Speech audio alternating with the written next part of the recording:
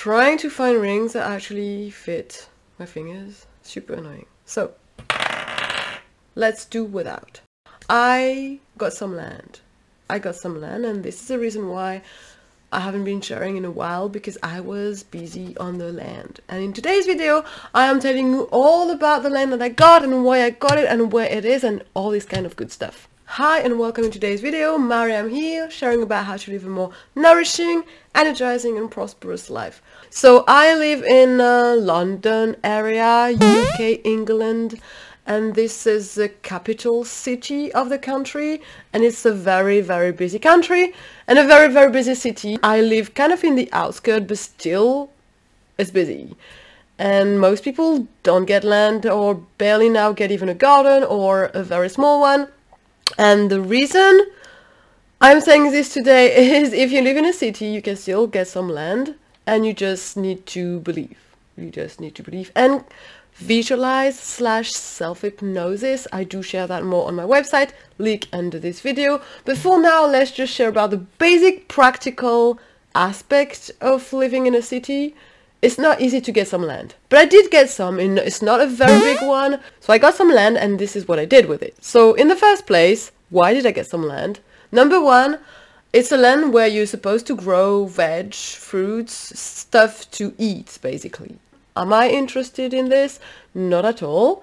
And I didn't get the land for that reason in the first place, or shall I say, I got the land to grow veg and fruits and things like that for my little one, my daughter, who is currently almost 2 years old, because I know for a matter of fact and experience that at this age you want to experience any good stuff in life when you're a child, and you want to grow vegetables and you want to pick fruits and you know, do all these things that I also did as a kid, and I loved it. So I want to give her that opportunity. So I got some land for her, but also for her friends, for our community, for the neighbors, so that they can come and play and pick the fruits and the veg together.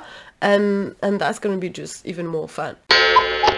When you have a child, you think a lot more about others, in a sense that you need to think about others being their friends, being their schoolmates, people who are going to come and play together, and therefore you think a lot different, further than just yourself and your own growth and your own activities and practices. And when you're around, I'm not saying you're selfish, but you just think about others a lot differently. You can be connected to others, but there's going to be more limits than your child connecting to others, because your child have their own wants and needs that are different from yours, can become different over time, and therefore you think wider and you open up more doors to others who would maybe have been strangers if it was only you.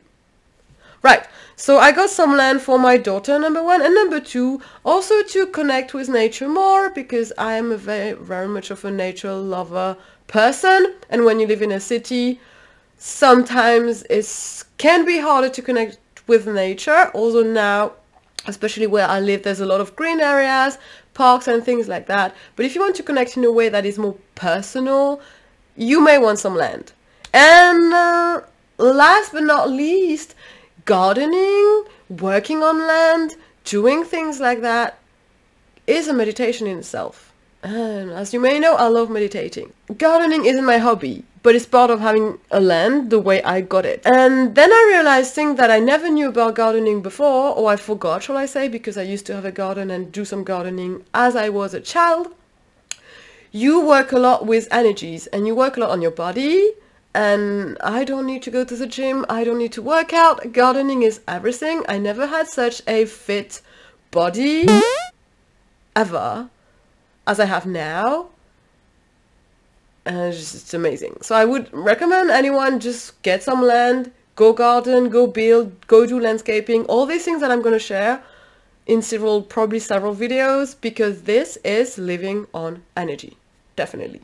I think it's a lot easier to live on energy when you have some land, and I don't even know how people now, I would say, can live on energy without having some land, because that's the way to connect with nature in a more personal way. And when you touch the mud, when you build, when you connect with, you know, the grass and the soil, all this, and you think through constantly this is builds a huge energy flow ongoing, and that makes you forget about, you know, things that are consumption. You just want to connect more and more. It's addictive as well, very, very much. I kind of constantly think about it day and night. Also, I'm not working on the land because of this huge passion and endeavor to go more and to build more and to think about more ideas and ways to make it look good and nice and fun.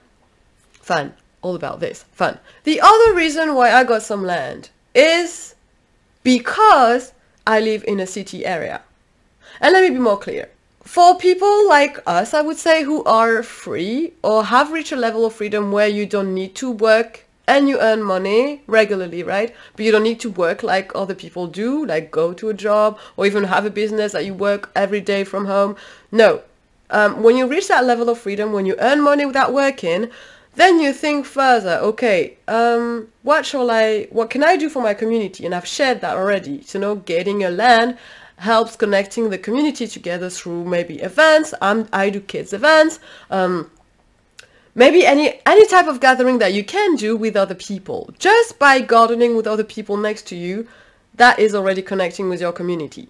But going further than this, think about how can I make a difference in my community? How can I make it further that in the world something is changing in those cities where most people in cities are bound to a job, bound to a schedule, and can't really have this level of freedom where they can connect with nature.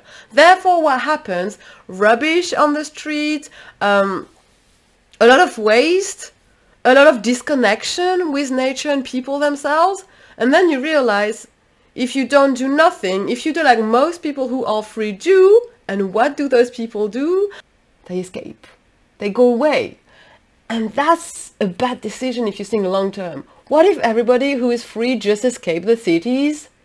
What if everybody who is free just escape the cities and we leave it to like grow in garbage, grow in waste, and then it becomes just a disgusting, stinky place nobody wants to live in or even make a difference and change? So instead of escaping the cities, my friend, if you are free, making you don't actually need to work anymore, but you have so much money and time available and energy, don't escape the cities. Instead, do this.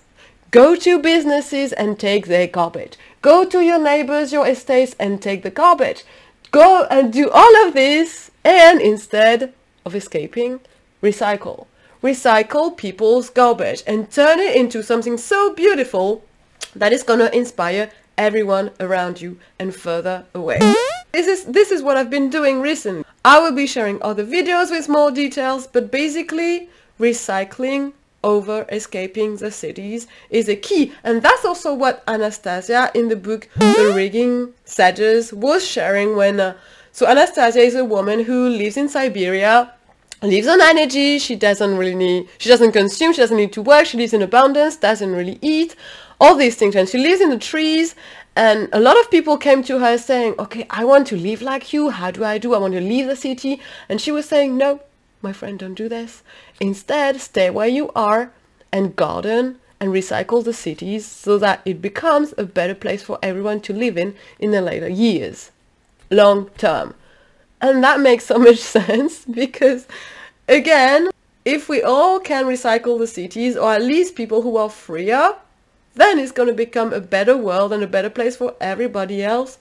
And when they are hopefully eventually freer on their path as well, they can enjoy a better life and join in the movement. So in other words, create nature in the cities, create connection in the cities, instead of escaping the cities to go to the country and the nature and be alone there and leaving everybody else struggling in the town and cities. Now, as I said, I don't actually like gardening. I mean, like, gardening isn't my hobby, but I do it for my daughter, for my community, and for the world as a whole, in a sense that I want to recycle and make this world a better place. Therefore, if I don't like gardening, there's things in gardening that I really, really dislike.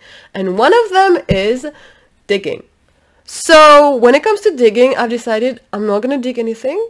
I'm going to grow whatever my little daughter wants without having to dig anything. And so I'm using a method with no digging, which means I'm going to grow things without digging. I don't know how else to say it. And so in those videos, I'll be sharing with you what is my method, how I do it, so maybe you can also get inspired to do the same. So in my next video, I'll be sharing with you landscaping, gardening, and building, while trying as best as possible not to dig. Also with building, it's kind of impossible. But I'm sharing with you how I do in the next videos, and I'm not a builder, I'm not a landscaper, I'm not a gardener, I'm none of this, but somehow, with the love and joy of doing it, the knowledge came. So in the next videos, I'll be sharing with you how I've been building a sandpit first for my daughter from scratch on the land, what I've been using to reshape and landscape the land. So stay tuned for the next video. To make sure you don't miss any videos, you can join your newsletter. Link is under this video in the description section, and I shall catch you up very soon. Bye now.